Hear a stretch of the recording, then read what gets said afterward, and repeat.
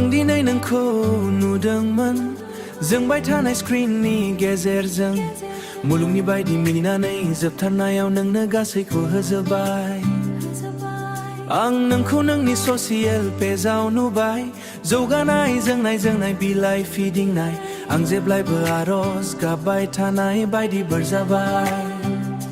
आरो आं खुसि नंगौ आं जेबो गैया जों माब्लाबाबो सानाखैमोन दि जों बेबादि गोमोरलांगोन खाफालनि फान्दायनायाव खोमानानै लानाय सानै जिउखौ नाथाय जिउआ आवगायनो नेनानै थाया गोसो गोनोखो जानायफ्राबो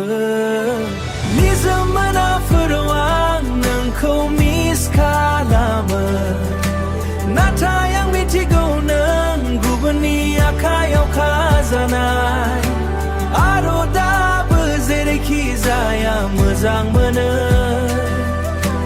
मानोना नों काहानिफ्राय रैखाथियै दं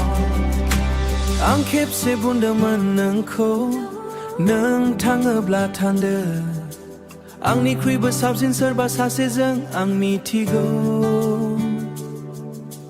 दा आं नोंखौ मिनाय नुदों आं नुदों नोंखौ नोंनि समायना नैथि खाबुखौ थांना थानाय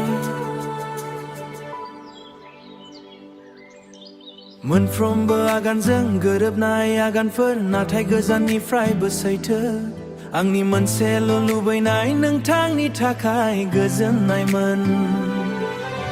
निजोम मोनाफोराव आं नोंखौ मिस खालामो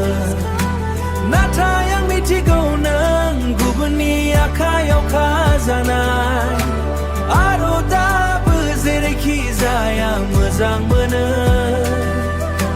मानोना नों काहानिफ्राय रैखाथियै दं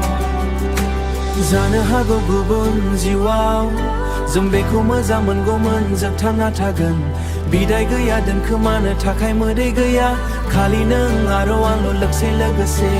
नाथाय दा नों जोंब्लावदों गोजान आरो आं नोंनि लामायाव बोसनाय नङा जुदि बियो आंखौ सिफायोब्ला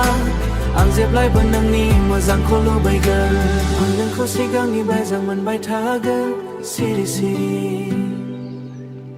मोनफ्रोमबो सिमाव नों माब्लाबो नाय नङा मावजिनो जागोन आं